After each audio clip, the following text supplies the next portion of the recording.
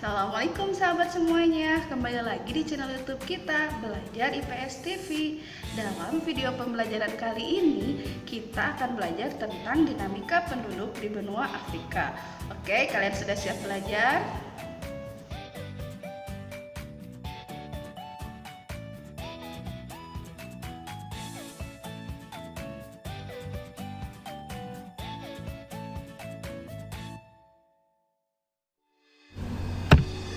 Benua Afrika memiliki luas 30.221.532 km persegi dengan jumlah penduduknya pada tahun 2011 sekitar 1.332.532.974. Lalu, negara Afrika ini memiliki 56 negara dependensi. Bahasa yang digunakan di benua Afrika pada umumnya adalah bahasa yang ada di Afrika. Nanti kita akan bahas. Letak astronomis benua Afrika di antara 30 derajat lintang utara sampai 35 derajat lintang selatan dan 51 derajat bujur barat sampai dengan 17 derajat bujur timur.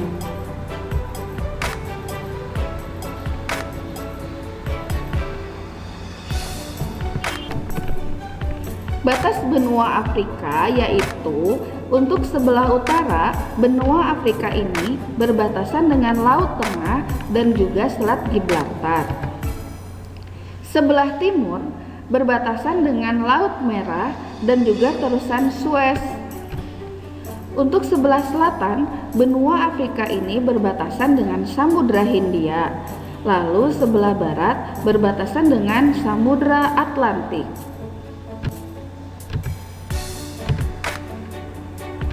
Benua Afrika merupakan benua ketiga terbesar setelah Asia dan Amerika dengan bentuk masif, jarak teluk-teluknya, dan tanjungnya. Menurut geografis, benua Afrika tadinya terletak di dalam laut dan kemudian timbul sehingga terjadi retakan yang memanjang dari utara sampai ke selatan. Ini disebut dengan Great Rift Valley atau lembah celah besar. Bentang alam benua Afrika terdiri dari dataran tinggi, pegunungan tinggi, gurun, dan juga daerah depresi. Ini merupakan bentang alam benua Afrika. Jika digambarkan dalam sebuah peta, Afrika itu terdiri dari gurun, ini yang berwarna merah, lalu ada semi gurun berwarna kuning, di Afrika Selatan juga ada, lalu ada padang savana. Juga ini yang di tengah merupakan rainforest atau hujan tropis, dan yang berikutnya adalah Mediterranean. Biasanya ini ada di bagian utara.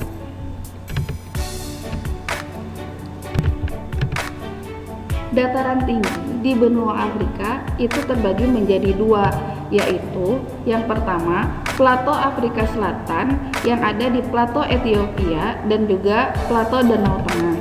Yang kedua adalah Plato Afrika Utara, ada tiga, Plato Vaultozalon, Plato Jos, dan juga Plato Tesalin. Ini merupakan contoh plato di benua Afrika. Plato ini adalah dataran tinggi yang kering. Bisa dilihat ya dari gambar. Lalu berikutnya ini adalah pegunungan yang ada di benua Afrika. Gunung tertingginya adalah Gunung Kilimanjaro dengan ketinggian 6.010 meter yang ada di negara Tanzania. Indah bukan? Bentang alam yang berikutnya, benua Afrika ini memiliki air terjun yang sangat indah. Air terjun ini namanya air terjun Victoria yang ada di negara Zambia. Ini adalah pegunungan Rwenzori di Uganda dan juga di Kongo. Bentang alam yang berikutnya merupakan sebuah pantai yang ada di Pulau Zanzibar.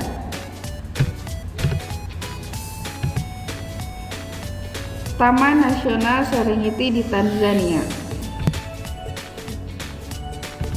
Iklim di benua Afrika. Yang pertama, iklim tropis basah. Ciri-cirinya, suhu rata-rata tinggi dan tetap. Kelembapan udara tinggi, terletak di pantai barat, pantai timur, dataran tinggi Kenya. Yang kedua, iklim tropis sabana.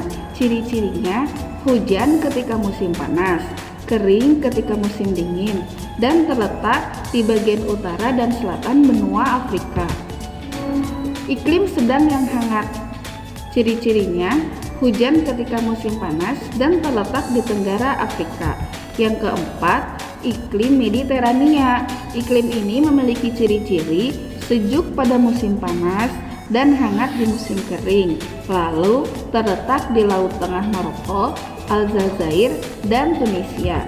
Yang terakhir, benua Afrika ini memiliki iklim gurun. Ciri-cirinya, iklim ini ada di antara iklim tropis dan juga Mediterania, curah hujan yang sedikit, lalu kelembaban udara yang rendah, perbedaan suhu siang, malam sangat besar, lalu terletak di bagian utara dan selatan benua Afrika.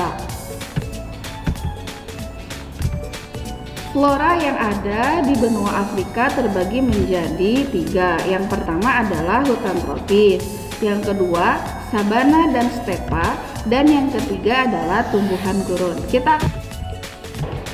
Flora yang ada di benua Afrika yang pertama yaitu stepa. Stepa ini adalah padang rumput yang sangat luas. Lalu yang berikutnya di Afrika itu ada padang sabana. Padang sabana itu merupakan padang rumput yang sangat luas, tetapi ditumbuhi sedikit semak dan pepohonan. Lihat, ini adalah contoh dari padang sabana yang ada di benua Afrika. Jenis tumbuhan di gurun. Ciri-ciri tumbuhan gurun biasanya mempunyai akar panjang yang turun ke bawah tanah. Hal ini berfungsi untuk menyerap air tanah di kedalaman. Selain itu, tumbuhan gurun juga berdaun kecil untuk mengurangi penguapan. Flora benua Afrika yang pertama adalah Pachypodium. Merupakan tanaman hias yang berasal dari Afrika Selatan, khususnya di Madagaskar.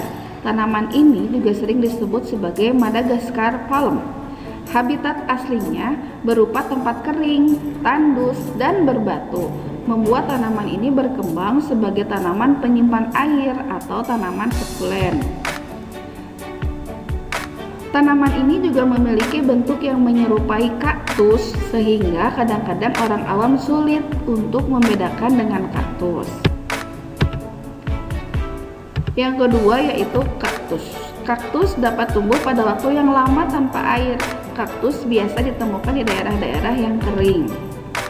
Kaktus memiliki akar yang panjang untuk mencari air dan memperlebar penyerapan air di dalam tanah. Air yang diserap kaktus disimpan di dalam ruang di batangnya. Berikutnya, di benua Afrika ada flora pohon kurma. Kurma adalah tanaman palma dalam genus Phoenix. Buahnya dapat dimakan. Lalu yang berikutnya ada tanaman thyme. Tanaman ini merupakan sebuah tanaman yang terdiri dari 350 spesies. Tanaman ini memiliki khasiat universal. Bila dibuat teh, akan membantu pencernaan dan mengatasi gejala demam. Biasanya ditanam di Eropa, Afrika Utara, dan juga di Asia. Cocok digunakan sebagai teh dan bahan makanan. Berikutnya adalah fauna. Fauna di benua Afrika umumnya sama seperti di benua Asia, yaitu benua Afrika terdapat binatang gajah, harimau, singa, jerapah, dan lain-lain. Persebaran penduduk benua Afrika bisa kita lihat pada peta ini. Persebaran penduduk di benua Afrika itu tidak merata. Bagian-bagian tengah dan juga gurun Afrika hampir tidak berpenghuni karena suhu yang sangat tinggi, gersang, dan sangat jarang hujan. Bagian-bagian yang padat penduduknya di Afrika meliputi bagian utara Afrika, sebagian Afrika Barat, bagian timur Afrika Selatan sepanjang lembah Sungai Nil, sedangkan bagian yang kepadatannya rendah meliputi Gurun Sahara.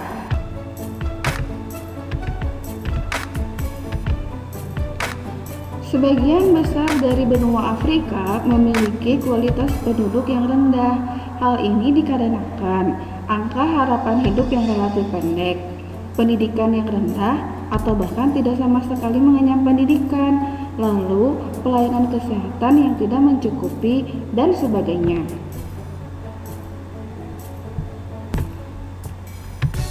Salah satu contoh pelayanan kesehatan yang kurang adalah maraknya penyakit HIV/AIDS yang ada di benua Afrika. Lihatlah peta persebaran penyakit AIDS yang ada di benua Afrika ini. Berdasarkan peta ini kita bisa melihat bahwa negara-negara yang sangat banyak terjangkit HIV/AIDS yang pertama adalah Botswana, Afrika Selatan, Zimbabwe, dan juga Lesotho. Rentang umur yang terjangkit HIV/AIDS yaitu antara 15 sampai 49 tahun. Kualitas penduduk benua Afrika terbagi menjadi kualitas penduduk rendah, kualitas penduduk sedang, dan juga kualitas penduduk tinggi. Di benua Afrika ini tidak ada kualitas penduduk yang sangat tinggi. Oke, kita akan lihat kualitas penduduk berdasarkan map yang sudah disiapkan. Yang pertama, yang memiliki kualitas penduduk tinggi yaitu Tunisia dan juga Aljazair. Lalu, yang berikutnya adalah kualitas penduduk yang sedang, itu ada di Mesir, Namibia, Afrika Selatan. Berikutnya adalah kualitas penduduk yang rendah, itu ada di Sudan, Chad, Ethiopia, dan Kenya.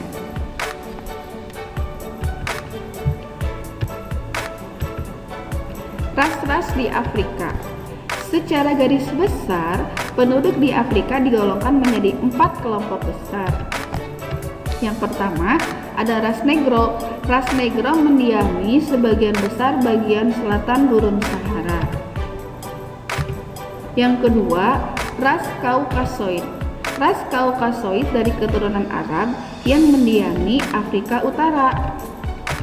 Yang ketiga, ras Kaukasoid juga, namun dari keturunan Eropa yang berkulit putih. Ras Kaukasoid dari keturunan Eropa jumlahnya sangat sedikit dan kebanyakan tinggal di Afrika Selatan.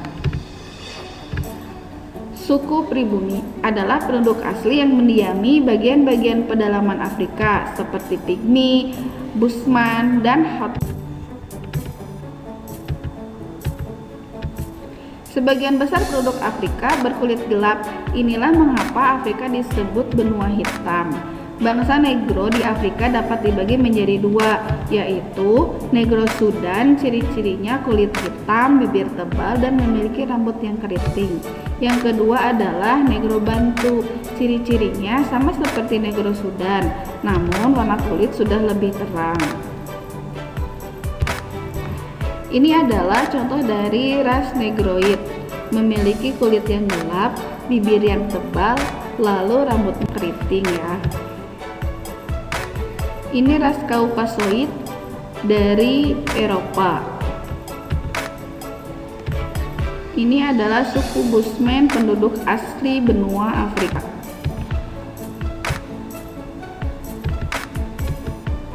Ini suku Pygmy, benua Afrika.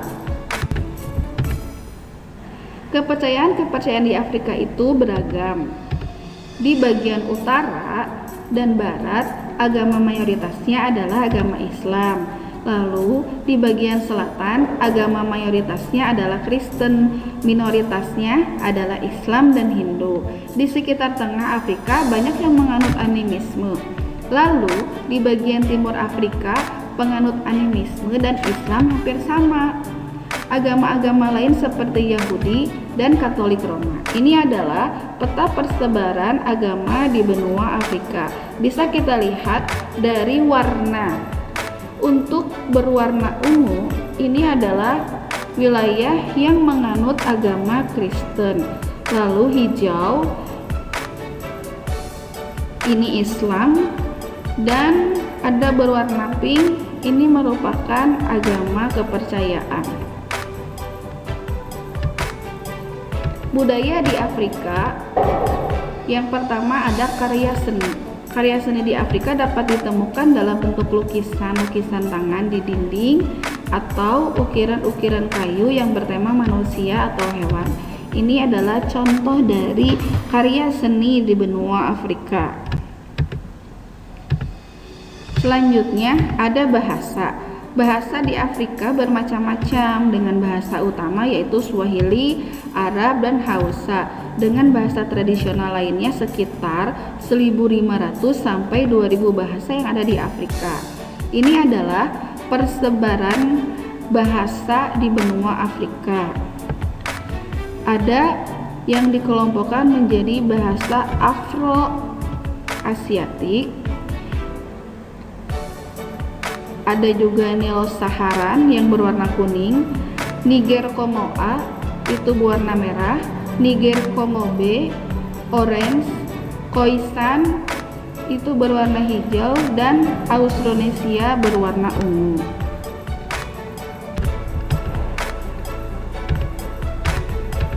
Bahasa-bahasa di Afrika terbagi menjadi 4. Tadi sudah bisa terlihat dalam peta persebaran bahasa di benua Afrika. Afro-Asiatik terdapat sekitar 200 bahasa di Afrika Utara. Lalu Nilo-Saharan terdapat sekitar 140 bahasa di Afrika Tengah dan juga Timur. Lalu Kongo-Saharan digunakan oleh 2/3 penduduk di Afrika, dan yang terakhir adalah Khoisan, terdapat sekitar 30 bahasa di bagian Afrika Barat. Terima kasih karena kalian sudah belajar sungguh-sungguh hari ini. Semoga ilmu yang kalian dapatkan hari ini bisa bermanfaat. Assalamualaikum.